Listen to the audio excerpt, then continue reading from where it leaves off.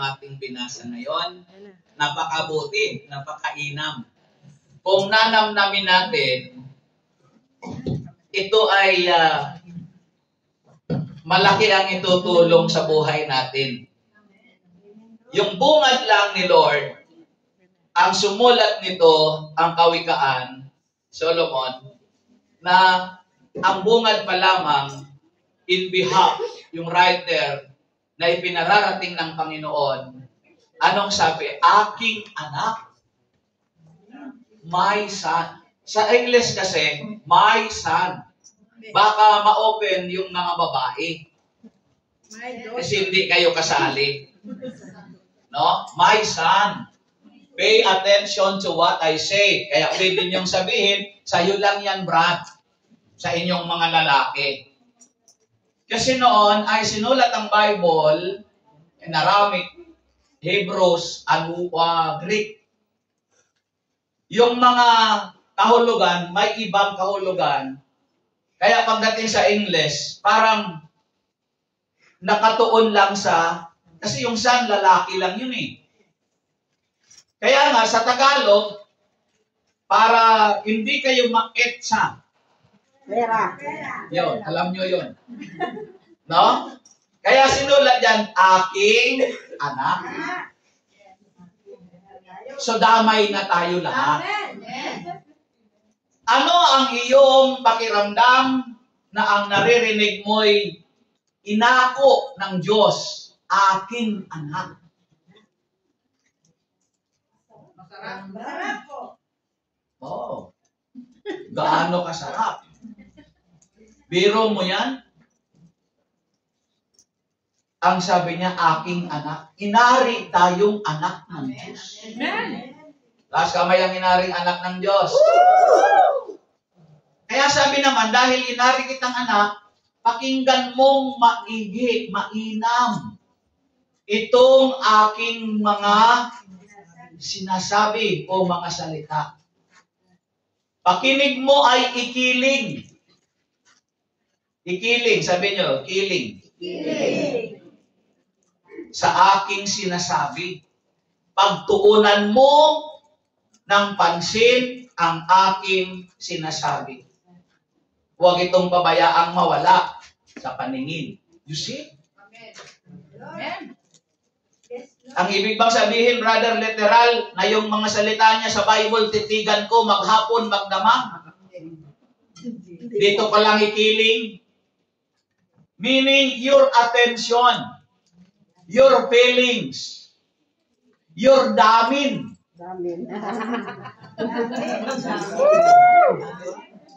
Doon mo ituon. Huwag itong pabayaang mawala. Pagkat nagbigay siya ng paalala, sapagkat itong kaalaman ay daan ng buhay. The way of life. Na ito'y nagbibigay ng kalusugan. Okay, kung ayaw niyo, huwag kayo sumagot. Nagbibigay ito ng kagalingan at kalusugan sa katawan. Amen. That's why take good care of your heart. Ingatan mong mabuti at alagaan ang iyong puso sapagkat iyan ang siyang bukal ng iyong buhay. Amen. Amen! Ulitin natin. Hindi nyo sinabayan yung palakpak. Sara natin ulit.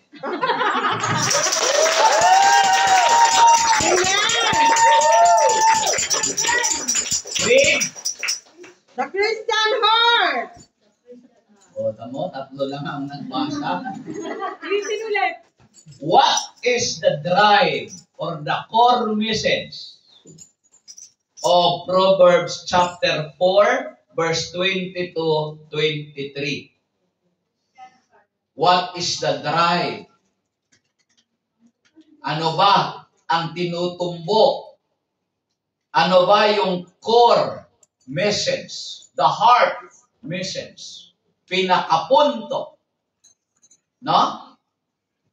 So, the drive and the core message of that chapter is to give careful attention to God's wisdom. Amen. Amen. Ikiling mo ang iyong paningin sa kanyang mga salita. Keep it in your heart. Amen. Amen. That not just in your knowledge. Hindi lang sa kaalaman mo. But keep it in your heart. In guard your heart above all else. Yan yung drive niya. Mga kapatid, baka isipin ng lahat, drive niya, yan yung manibela. Guard your heart above all else because your heart is the source and control center of your entire life. Amen.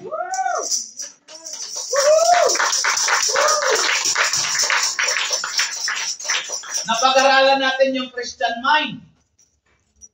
Napag-aralan natin yung Christian life. Ngayon, yung Christian's heart. Yung mind, sabi natin noon, yung Christian mind, napakahalaga, one of the important part of our whole life is mind. Amen. Pag nadamage ang mind mo, wala ka ng mind. Mayroon. Pero, damage nga. Hindi na pag-damage na ito, hindi na maayos ang takbo ng isip mo. Pero mabubuhay ka pa ba? Yes. Yes. Pero ikaw ay ang buhay na parang Patay. hindi kayang operahin yung mind ng tao na maayos. Kaya kanina, I was so very touched by God. Kasi tomorrow is my celebration 20 years ago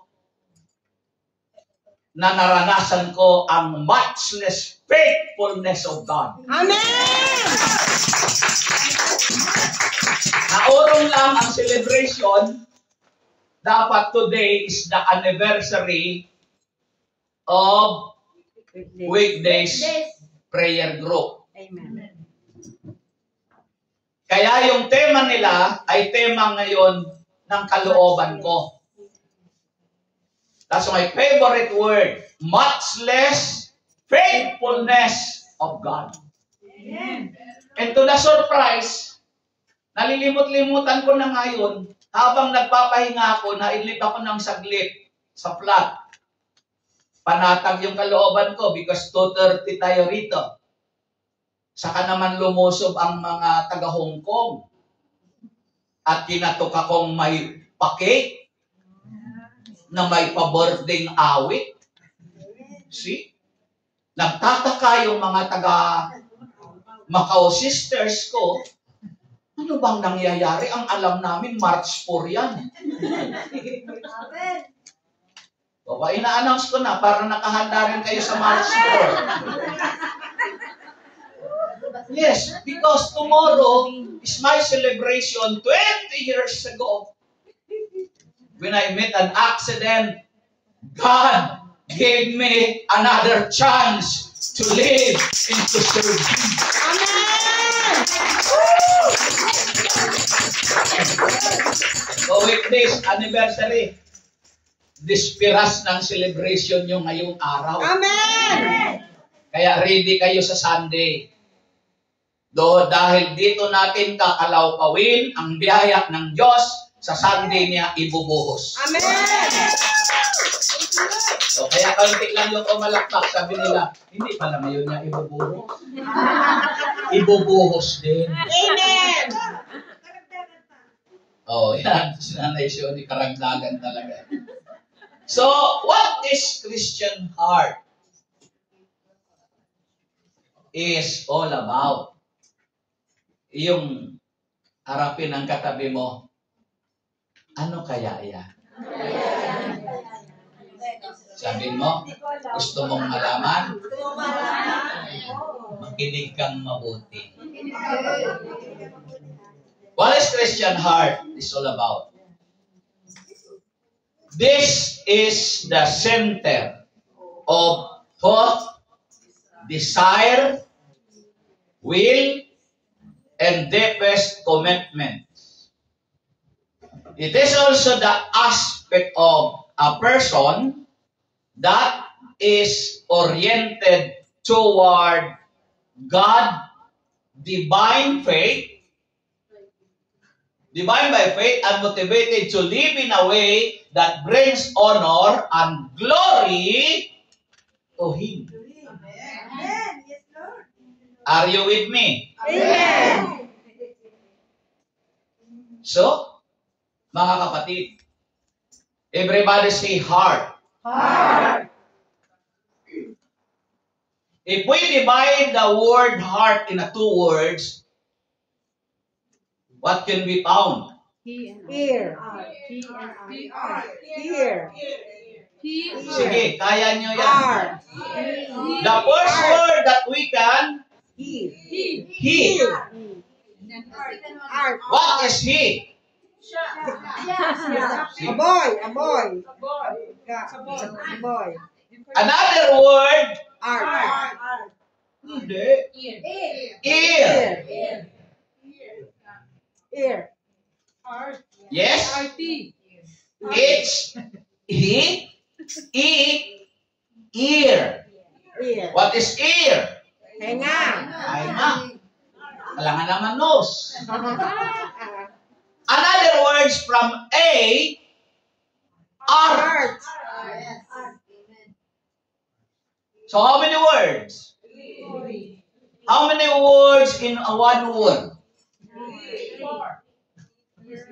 He, ear, art. Three. So three. Ang kabuuan niya ay siya ay nakikinig. Art is what? Gawa.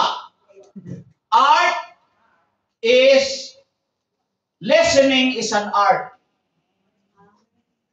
Listening is an art. Siya ay nakikinig because listening is an art. Art, ano ang art?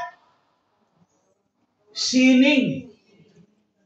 Kaya nga mayroon tayong tinatawag Bachelor of Arts and Communication. Bachelor of Arts in Education. I finished Bachelor of Arts in Evangelization.